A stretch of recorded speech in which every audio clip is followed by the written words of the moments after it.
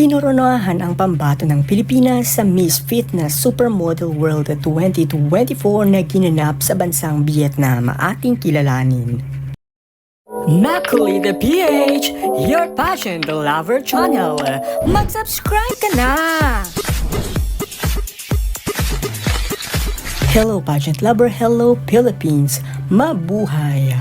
Isang napakagandang balita na naman sa mundo ng pageantry dahil another crown na naman para sa Pilipinas ngayong taong 2024 dahil panalo ang pambato ng Pilipinas sa kinoronahang Miss Fitness Supermodel World 2024 na si Kirsten Dawn Delerio mula sa Pilipinas.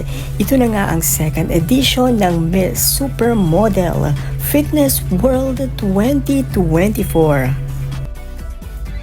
Ito na nga ang second edition ng Miss Fitness Supermodel 2024 na kung saan ay panalo ang pambato ng Pilipinas na si Buana Beauty Queen na si Kirsten Dawn Delerio.